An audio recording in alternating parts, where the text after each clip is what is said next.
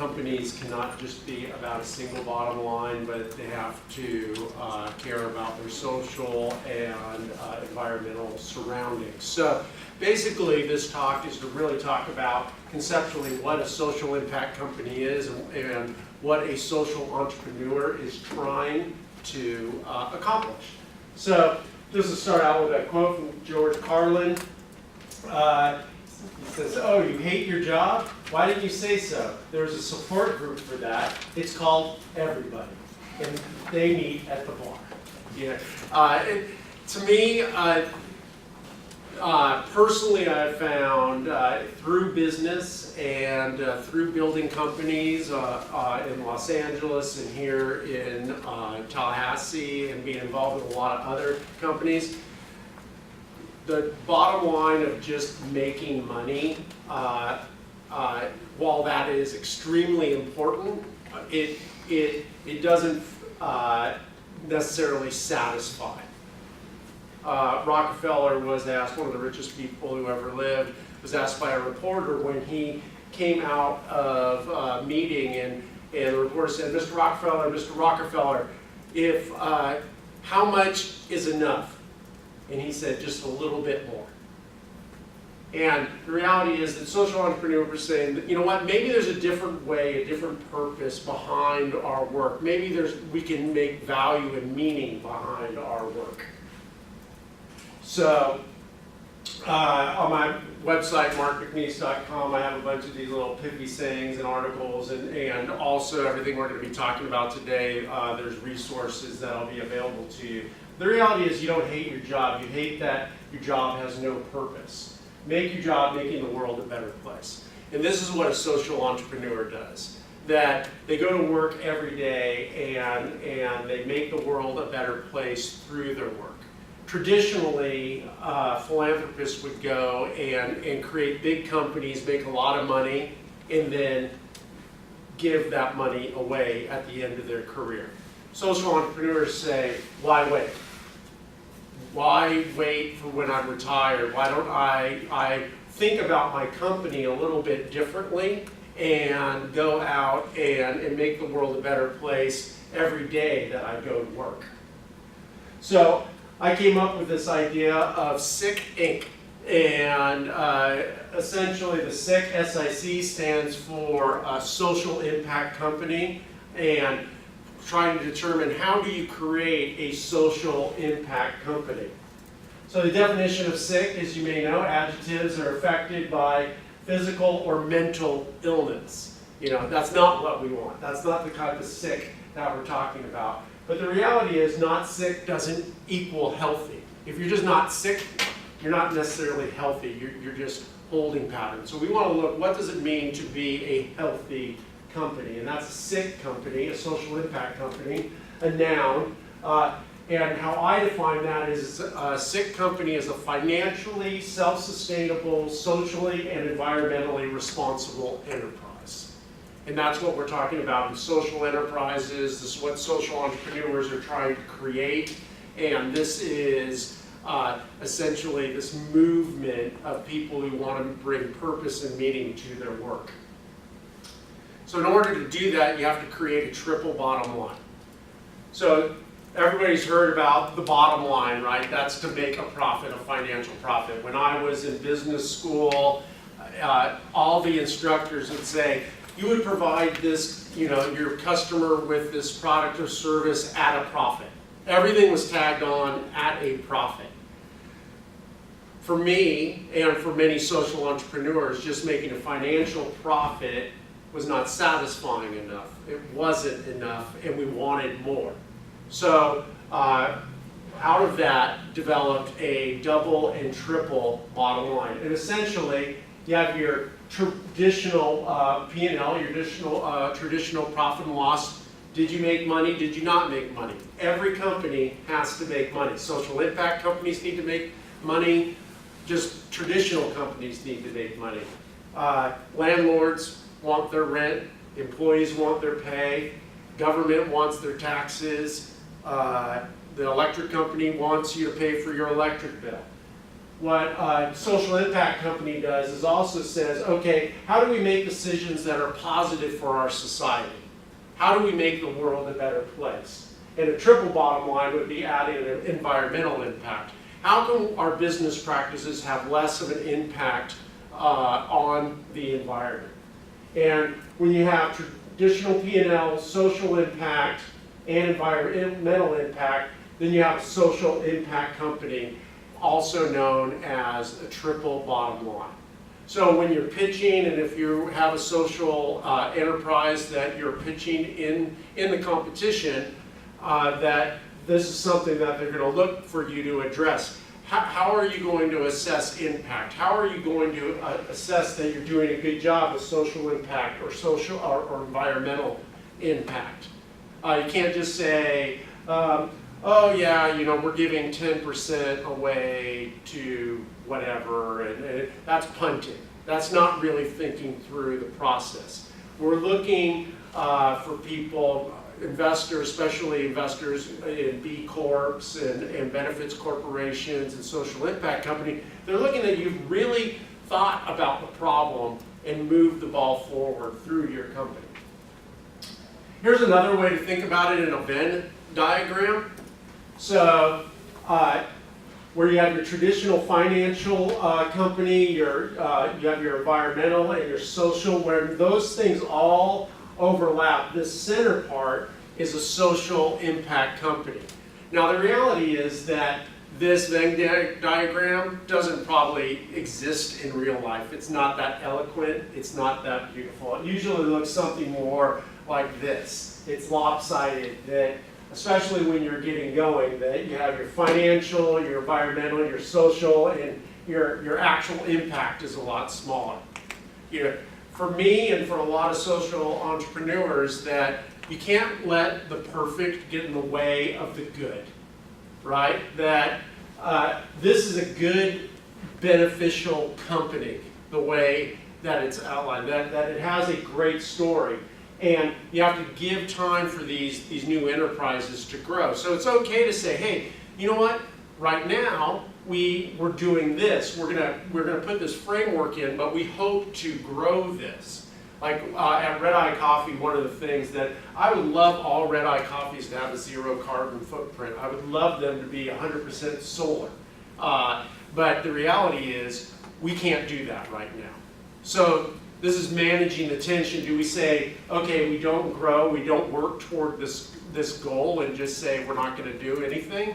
Or do you say, you know what, this is something, strategic plan of how do we reach the goal of eventually having a zero carbon footprint? And really, with your investors and your shareholders, the important thing is to be able to, you may not all agree on how you decide to manage those tensions, but you should be able to agree that you're trying to work toward a better world. So the big thing is, in differences in a social impact company versus a traditional profit, is there's different types of revenue streams.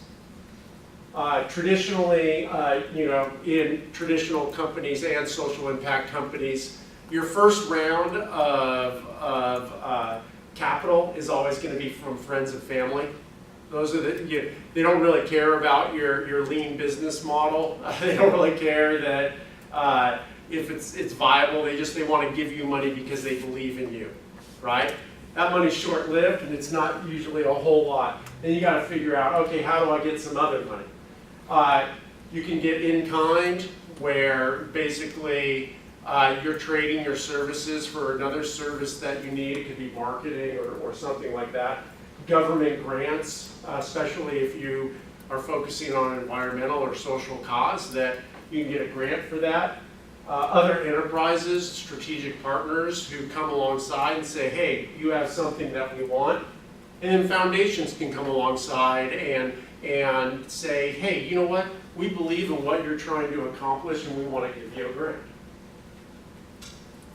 So the most important thing is in a social impact company is to think about your product life cycle. That you should think about it from the absolute beginning and how it impacts people and the environment every step of the way. So the way we do it at Red Eye is we think about it as like you as our customer. And we have a promise to our customer. Every time you purchase a Red Eye product, you're making the world a better place. All of our products are socially and environmentally responsible, and all of our profits go to empowerment charities. So that's the first thing. And then us, what we do, as I said in our promise, our net profits go to empowerment charities. And then together, we purchase coffee and tea that are purchased from small farming co-ops that are certified organic, and that they're guaranteed to not only get a fair price, but what we call is fair trade plus, that we actually go a step further and we do investment back in those communities. So when you're thinking about your social impact company, that this is something that you got to think through is like, okay, how does this story work? You know, from conception to end, and how does this continuum go? And how is it mutually beneficial on every step of the way? And this is how you need to tell your story, especially when you're doing your pitch and you're looking for investors or you're looking for people to volunteer. Being able to take your concept. Now, in probably 30 seconds, even if you've never heard of Red Eye Coffee before, that in 30 seconds I told you essentially our concept, how we do things. It's very simple, but that takes years and years to develop. You know, everybody starts out with this big clunky thing. In fact, originally there was 7 steps. When I tried to narrow it down, I've got it down to 3. Simplicity is your friend. Nobody is more interested in your product than you. So if you can't tell it in a concise, clear way, in a way that respects your audience, you're doing a disservice to them. So the first thing you need to do when you're thinking about your social enterprise concept is think about your audience. Know your audience. Know, what are the things that are important to them. Number 2, what is the social problem and what is the market solution? The social problem, primarily for Red Eye, is really twofold. Number 1, that there's not sustainable revenue sources for empowerment charities, so we created Red Eye Coffee, but also economic slavery is a huge problem in the coffee industry, and tea and chocolate industry, actually. And we wanted to put a stake in the ground and say, you know what, 100% of our coffee is going to be ethically sourced. 100% of our coffee is going to be organic. And that's part of our story. And our market solution to economic slavery is to make sure that we're purchasing from small farming co-ops. So this is how you got to conceptually think about it. Number 3 is you're talking about is like, how will you be structured? You're going to be a 501c3, or you're going to be a benefits corporation, or you're going to be an LLC. How is that going to work? What is your market size? Who is your customer? Who is your beneficiary? And usually, not always, but usually your beneficiary is different than your customer. Like Red Eye, our customer is very different. Our customer are affluent people who can spend $5 on a latte, right? Our beneficiaries are farmers, the earth, and the charitable organizations that we support. Sustainability. And when we talk about sustainability and social entrepreneurship, we're actually talking about financial sustainability, not economic or environmental. So how are you going to go from startup to a financially sustainable company? This is huge. This is, especially for an investor, because I'm not going to write you a $50,000 check and your answer to this is, I just really hope it works out. You're not getting the check, right? Would you write a check to that? Absolutely not. So how are you going to do that? And then at the end, clear understanding. So taking your audience from knowing nothing and taking them all the way to a clear understanding of what you do, why you do it, and how you're going to do it. So one of the big things that we talk about in social entrepreneurship is how do you fix a problem? We have seen throughout history that people have tried to solve problems and actually made the situation worse. And I love this quote from Albert Einstein. He says, "If I had an hour to solve a problem, I'd spend 55 minutes thinking about the problem and 5 minutes thinking about the solution." And as social entrepreneurs, and we're trying to fix a problem, let's make sure that we don't fix a problem and make things worse. So I think you guys all should have a handout of a social enterprise business model. It's my bad. I'll get them to them. Sorry. So this is downloadable on my website, markmcniece.com. There's actually 2 on there. One has all the descriptors on it, all the descriptions, and then on the back, then there's another one that it's a PDF that you can just fill out the form so you don't have to handwrite it, because I hate to handwrite anything. I'll put it on the resources tabs when this is posted with the video. All the PDFs will be there for y'all to download. I just had it. There you go. So how familiar are you guys with the lean business model? Is that experts? I don't think Not at all. Never have heard of it. Never have heard. Okay. Do you guys want to do you want to win the innovation challenge? Yes. You want money? Yeah. This needs to be your friend. How many of you guys are doing the social track? 1. What if I have a huge profit organization that is zero carbon? Right. It's like rectangles and squares, No. I mean zero carbon as social the can be environmental. commercial, but commercial isn't always necessarily social. Rectangles and squares. So just to let you know, I'm not in charge of it, so I don't know. I have no authority, so whatever I say, decision I make means nothing. So, in your traditional business canvas that you can get at the Innovation Center, it differs a little bit from mine. I modified it because it includes the social problem, market solution, and a bit of beneficiary.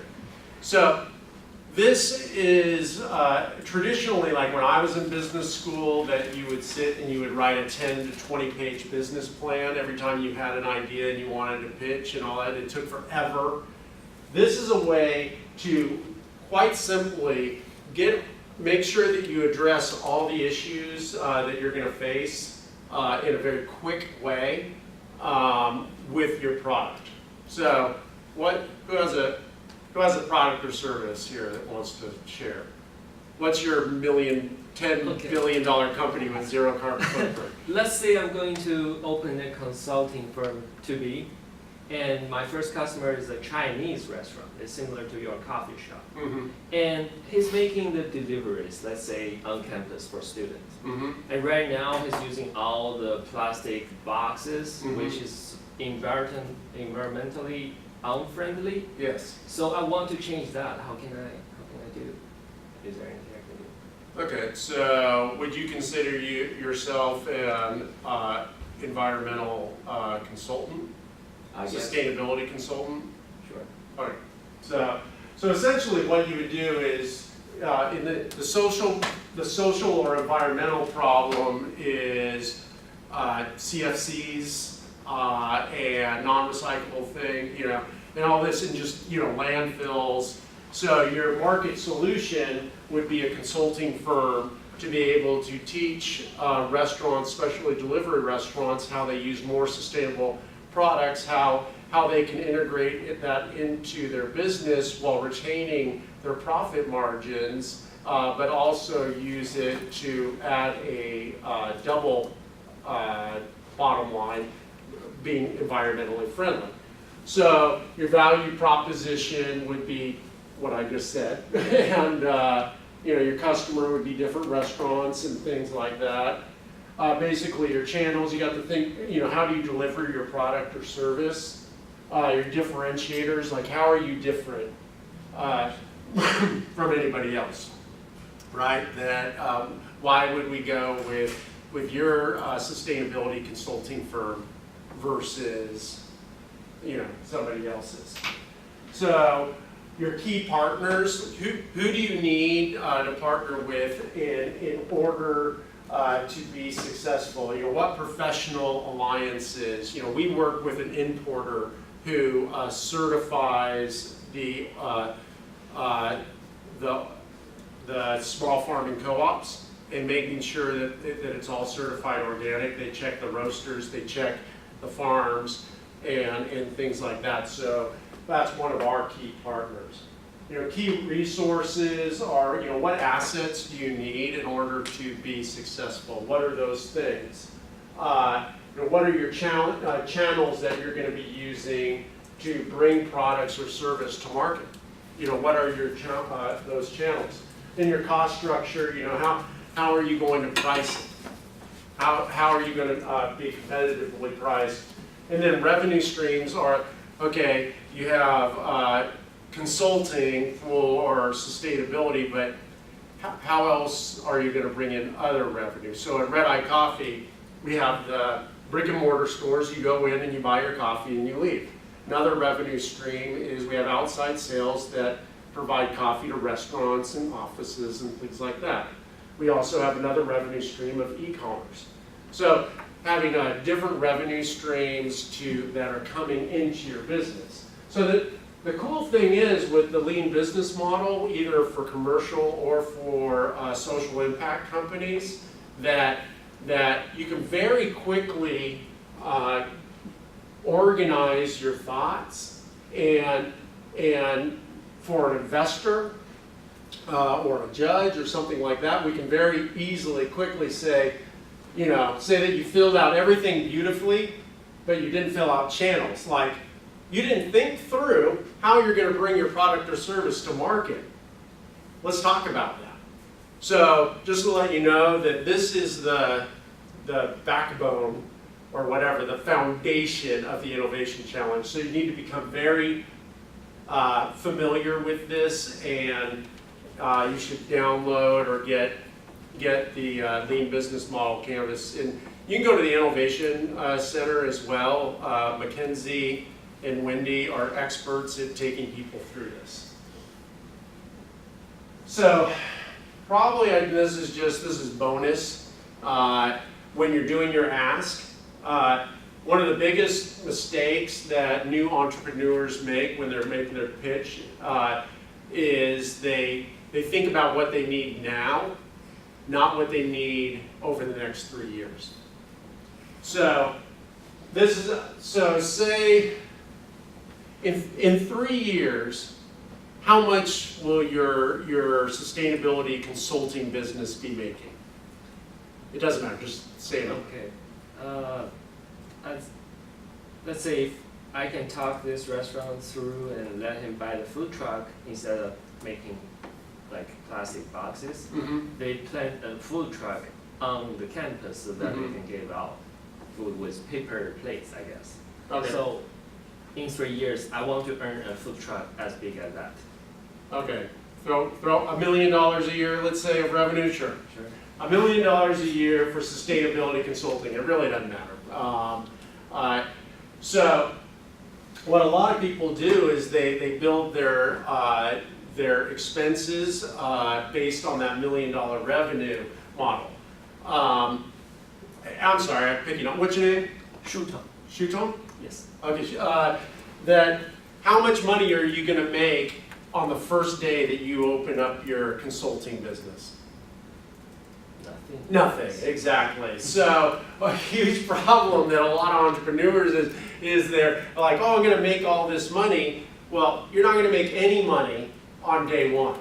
So how are you going to eat? How are you going to pay your employees? How are you going to? So this is called bridge capital. Is thinking through a 3 to 5 year plan of how much money do I actually need because to get to that number? Because what happens is a lot of entrepreneurs doom themselves from failure right out of the gate because they're undercapitalized. And we think, oh, I need to show that I'm turning a profit, immediately. You know who does that? Nobody.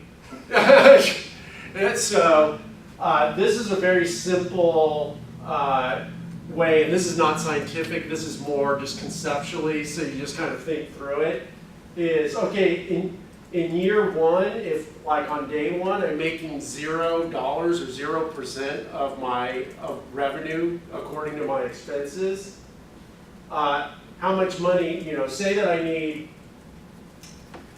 need to run my business, say that I need $300,000 in 1 year. That's to pay my employees, to pay my rent, startup capital, all of these kinds of different things. And you say, okay, you know what? I need all that, but I'm only going to have a percentage of that of 33%. So I'm only going to have income of $100,000 in year one. Let's say my projected revenue numbers. That means that you need to come up with $200,000 or you're going to go out of business. That's the way it is. So when you're doing your ask, when you're pitching to angel investors or VCs or whoever you're pitching to, that you have to take into account, hey, you know what? I need this bridge capital to get to where I need to go. And this is very common. You don't have to be embarrassed about it. Every person with money who started a business knows that businesses don't make money immediately. That there's what they call a burn rate, which the burn rate is your capital that you're burning. Instead of it coming in, it's just going out, and you have to manage your burn rate in order to get there. The other thing is you don't need to get it all in your first round.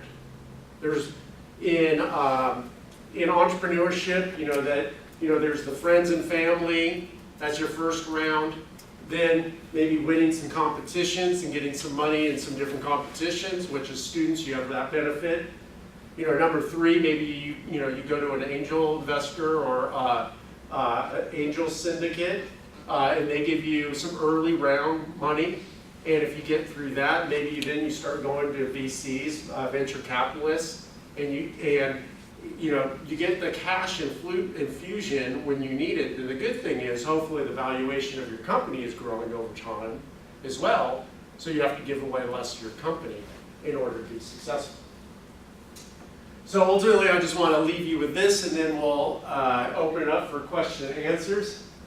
This is just, again, a bonus for me, just because I've done this, and I know that a lot of entrepreneurs think that it's a sprint, and it's not a sprint. It's a marathon.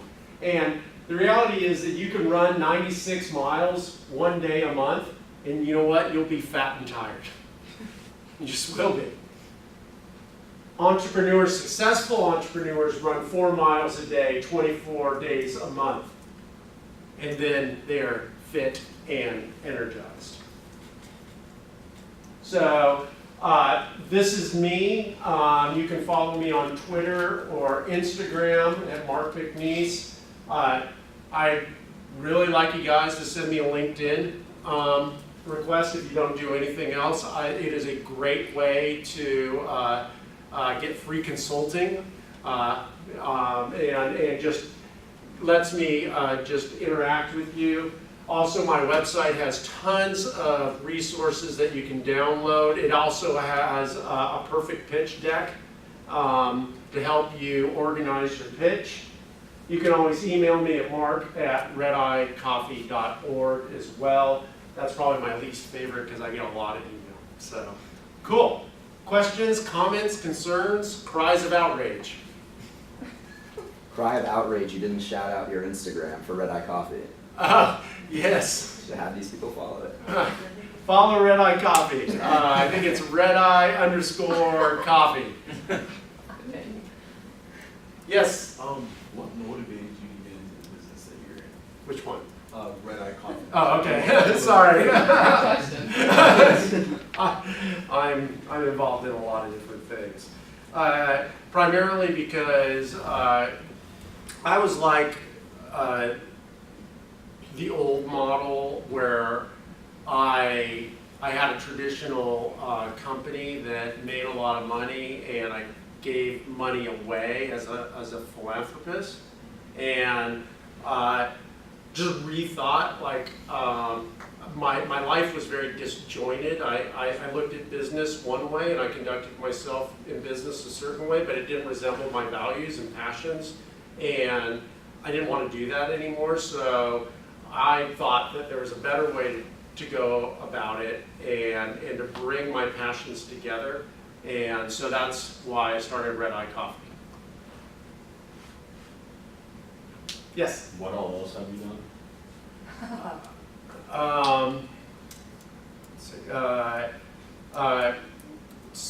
Ran and I was a CEO of a large heavy equipment rental company in Los Angeles. I had a successful exit on that, which is every entrepreneur's dream, is to be able to, begin, grow, and then exit. What is called harvesting. So I was able to harvest. Let's see, I've started a church, elementary church here in town. I also had a successful exit from that a year and a half ago. Started Red Eye Coffee. I have 2 best-selling books and a 3rd book on the way. I do a lot of public speaking. Internationally, I've given thousands of public talks. You're probably thinking you probably think you'd be better at it, but let's see. I was a producer of a documentary called Shed No Tears. I don't know, and some other stuff. So yes. Do you, when you speak to students and you're telling them, because you come from a specific background of you've made your money, and when you tell them, But I gave it all away. and you get, that's a luxury. When do you normally get warm receptions of telling students to go the social benefit route? Because I agree with you that there's a cycle of make your money, give it away, but to make it is the luxury, to give it away is a pleasure. And to tell young, relatively young individuals that are still trying to make their way in life that they should skip that train of thought, especially when they're entrepreneurial and they're just thinking about making it. Do you get warm receptions? I think so, and the reason I do this is because I feel like the path I took wasted a lot of time and didn't do any good. I remember I remember the end of my strictly for-profit life that I worked my butt off to get the biggest deal of my life, and I neglected my wife and my kids, and was working myself to death, and I won the deal and beat out a bunch of national contracts on it, and I remember after getting it, I'm like, nothing's changed. If I didn't get it, somebody else would have got it, and I treated my family like crap. That I didn't do anything illegal, but I did things that I wasn't proud of, just whining and dining and kind of stuff like that, and I did it all just to get a deal. And I'm like, you know what? There's got to be a better way. And for me, the better way is social entrepreneurship, to create a social impact company. I'm extremely passionate about it for entrepreneurs and for existing companies. That, hey, I believe that most companies and most entrepreneurs, if they just think about their companies a little bit differently, that they can use their company for more than just making money. And making money is great. Paying your employees is great. Being part of growing the economy is great. I have zero problem with that. I'm all for it. but I just, it wasn't enough for me, and hopefully it's not enough for you too, because you can just think about it a little bit differently, and it engages your mind, it engages your employees. That I have found you can get much better employees when they get to go to work every day and intertwine their personal values system with commerce. So, does that answer your question? It summarized, but I think I like your approach. I think I it's a great appreciate that. approach, but man, it's hard to think that way when you're hungry. It's the point that I was. Yeah, and this is where managing the tensions, right? Let me go back to this. I think it's all about framework, right? So what's your company that you're thinking, or product, or service? What is a social benefit venture Okay. to partner law students with attorneys in the community to provide pro bono Okay. services to aspiring entrepreneurs that wouldn't otherwise have access to legal services. Okay. So I think that's, Yeah, that's definitely, I mean, that's a solid idea. Is there like a more just bare knuckles commerce one that you're interested in? yeah. That you're hungry? Called the app, The Adventure Planning Professional. Okay. Say you have a budget of $100 to create an adventure, Mm-hmm. and if it's us two going on a dive day out, Yeah. that'll be composed of 3 different activities: hiking, Mm-hmm. dinner, and I don't know, we grab coffee after. Okay. A GPS Red eye function. coffee. Red eye coffee. You take the different activities based on your budget and other user suggestions, and you create your adventure that's shareable within a budget and a category of adventure. Okay, fantastic. So what I would say is in the ideation portion is with your co-founders or people that you trust is saying, okay, how do we move this from being a great business and a great product that people would enjoy and use to something that is actually moving society forward in a beneficial way, either environmentally or socially. How could we make this app so we can make the world a more just place? Or how could we use this app in order to make these other activities maybe accessible to people that perhaps are under-resourced and can't afford to go to like a Red Eye Coffee or go do a nice thing like that. So thinking and saying, okay, you know what, in our app that there's going to be that we're going to look for these adventures that are environmentally friendly, like we're not going to go and have styrofoam Chinese food. That we're going to go to the food truck and have our Chinese food on a paper plate. That's a decision that you make before you start the business. Socially, just trying to, and I'm just going off the top of my head, but like to me, a big thing is accessibility. Giving people access. So saying, okay, you know what? What if we added a feature like host a neighbor, and say it's say that me and some of my buddies part of this app, that maybe I get a discount if I bring along a couple other guys who are not in my socioeconomic sphere, and give them the access and give them access. And me access to them and them access to me, and just have community and talk and so there's lots of different ways. Does that make sense? It does. That sparked a thought that I was.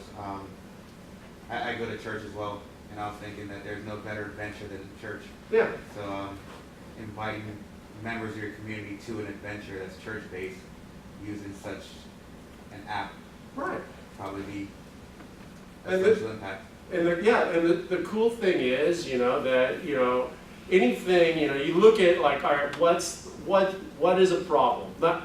There's a problem, especially in Tallahassee, with poverty. We have one of the highest poverty rates. And we have a huge problem with accessibility. There's a very few people in Tallahassee that get access to some of the best things. So saying, how do I use my business to address that problem? But that's where social enterprise is like, okay, there's something that I don't like about society. I don't, that is wrong, and I'm going to do something about it. I personally, I get angry about economic slavery. I've picked coffee beans next to children in Guatemala and Uganda, and it makes me sick that a country as rich as ours purchases essentially slave-grown coffee because it's cheaper, and I think it's crap. And so I could either just be upset about it, or I could start a company and say, you know what? You can come to this company and you will know that every single bean that was picked or grown and picked and that goes in your cup, that those farmers were treated with respect and dignity and paid a fair price for their product. And we're the only coffee company in Tallahassee that can say that. So it's a matter of like, okay, what do you want to do, And a lot of times I think about social enterprise is a capitalist methodology with nonprofit heart. It's why my personal logo is actually the heart and hands with the bull in it. That's saying, you know what, we can use commerce for good. And anybody can do that. And it's just saying, you know what, we need to redefine profit. Is profit just how much money I put in my pocket? Or is profit, after my work day is done, is the world a better place because I went to work that day? Yes? That's actually what I was going to ask. I was wondering, how is it different from non-profit? Because So nonprofits, primarily their revenue streams are donations. So a social enterprise, in its purest sense, is to be financially self-sustainable. okay. Yeah. So you're not taking grants or donations. You're offering a product or service like anybody else. You're just holding yourself to a double or triple bottom line, at a higher standard, I guess. So with Red Eye, we could make more money if we sold coffee that was grown through standard economic slavery. We'd rather close our doors. No, that's just, we'll close our doors before we do that. All our cups are earth friendly. It's a heck of a lot more expensive. We recycle as much stuff as we can.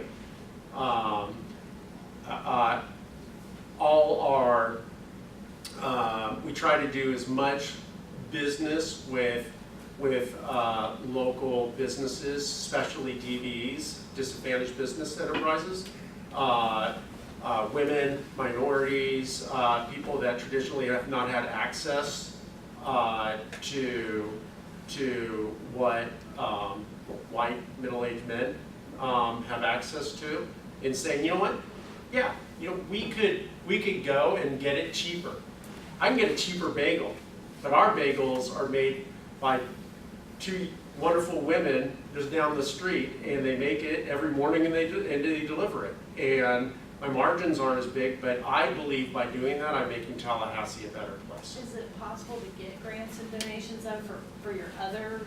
Yeah, revenue streams? and I went all over that in my talk, Okay. so you can actually watch the video. Okay. I have all the different revenue streams. So again, I'm talking about theoretically in a perfect world, but there's varying degrees of it. And that's why like this, that you have kind of a lopsided in these bubbles. And it's even true with red eye. Like sometimes we do a lot better in one section than another. And just going down and saying, you know what, we're not perfect.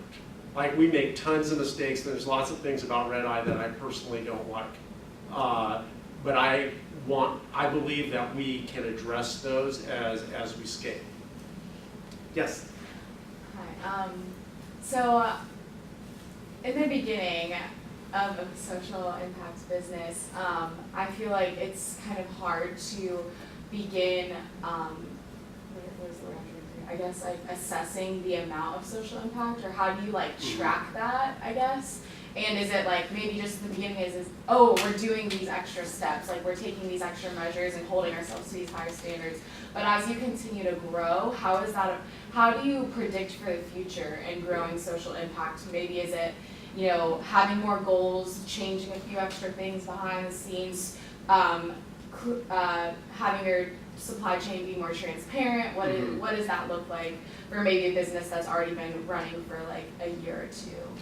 I'd say yes to all of those things. I think there's great power that I found when coming in and saying, you know what, this is where we're at, and this is where we want to go. And this is what we think needs to happen in order to get there.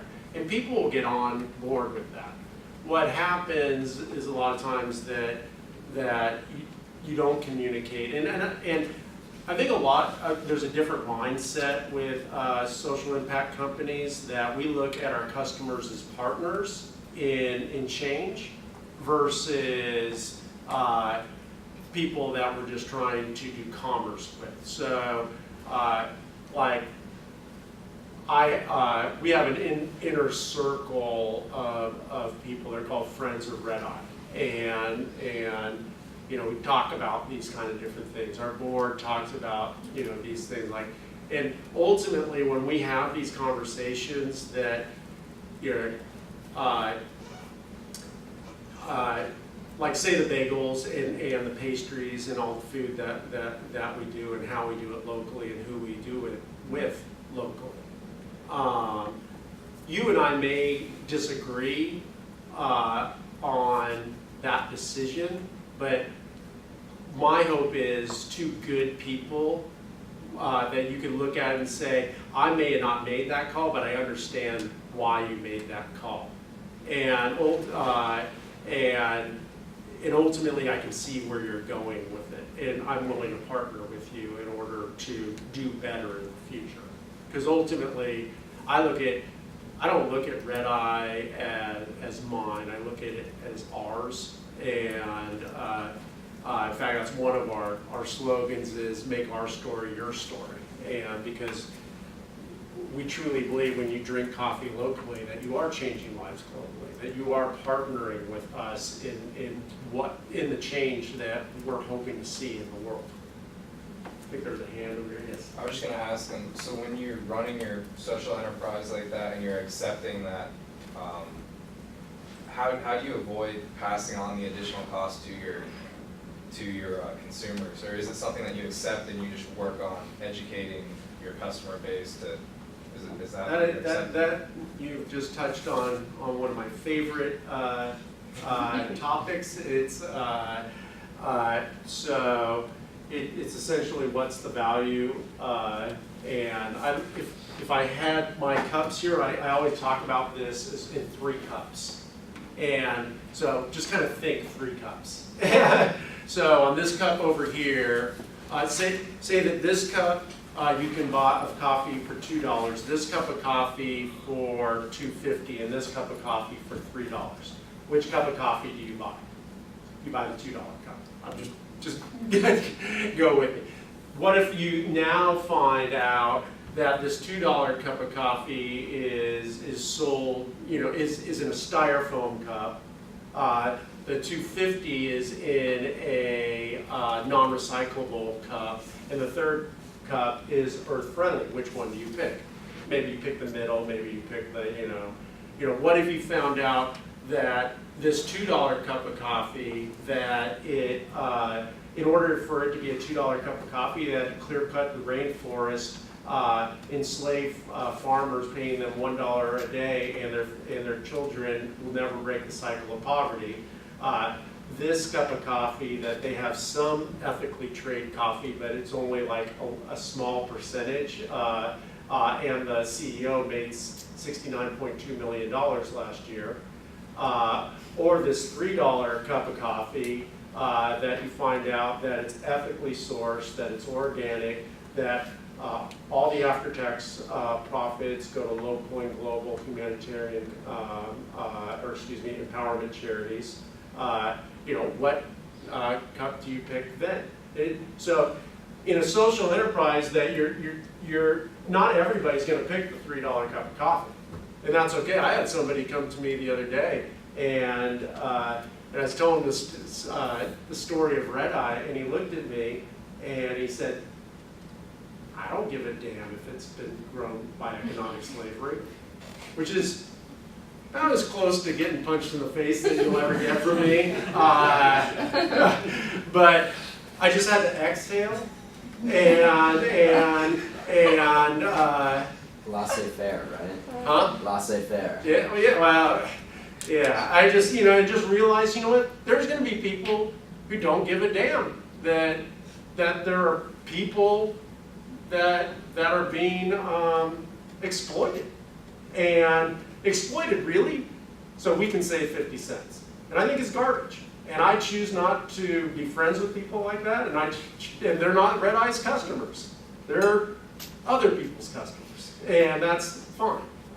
Maybe maybe someday their child won't be able to be educated, and because somebody's not willing to pay a little bit extra for their product. But right now, Americans are ignorance and arrogance. That's where most of America is. Yes? I would just say visuals speak louder, because you just said you picked beans with people like kids, and that is so powerful to you. It looks like you would be able to punch him for that, but he doesn't care because he wasn't there. Right, exactly. Yeah, I tell that story just because there are people who, and all of us have this in our life, all of us care deeply about something, and it's usually because of one of our past experiences, right? And so for me, I didn't always care about ethically traded and ethically sourced coffee. It wasn't a huge passion of mine. Even when I started Red Eye, it wasn't a huge passion of mine. It wasn't until I actually were on plantations, which I will not, there's not one bean at Red Eye that has been grown on a plantation, because I can just tell you that a coffee plantation in Uganda or in South America is the exact same thing, and the same principles of a plantation right here in the South in the 1800s. And I believe we can do better.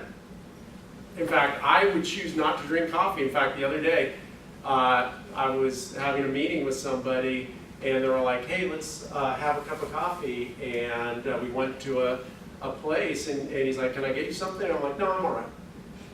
And he's like, "You're not going to drink coffee?" And I'm like, "No, I'm fine." And I didn't make a big deal of it. I didn't, get on my soapbox. It's just, what? I am not going to drink a cup of coffee that was that another person was exploited for, so a CEO could make more money. I just choose not to engage. But there's all kinds. Yes. So why is it legal? Why are big companies allowed to trade with? It sounds like a lot like blood diamonds, but with coffee. It's there's a great documentary called Black Gold. The coffee business would make you sick. Like if you knew how, and what makes me probably the most angry is not the companies like Folgers that just like, yeah, we're gonna exploit everybody, we're gonna give you the cheapest coffee, we're gonna clear cut and everything. Is like, at least they're honest about it. What really bothers me are companies that have a very small percentage of of their coffee that's ethically sourced, and then they promote it like they're all that, but they're not committed to it. It's a marketing gimmick. And that upsets me. Yes? So I was gonna follow up on Kale's comments. I was a mechanical engineer before, so Mhm. when we work with manufacturers, we have a way to prevent those diamonds or like minerals that is rare coming from Uganda or places where there's war, people pay the price of blood to get the minerals. Mhm. There's a ROHS system, ROHS, for all the manufacturers. For example, you buy Ford, you buy Toyota, all the car manufacturers have to have this ROHS certificate so that they can trade in the market. Yeah. Why don't you Agriculture have just a- isn't there yet. Yeah, You know, with Red Eye, we can actually track our beans all the way back to the exact farmer who grew that and who picked it, and you can know their story. Please don't do that with every cup of coffee, that would be, but I mean, we know literally from farm to what's in your cup, who grew it, where it went, but it's expensive to do that. Agriculture in America has a terrible track record, from cotton in the South to grapes in California. You know, Americans, you know, instead of paying the real cost of grapes and fruit,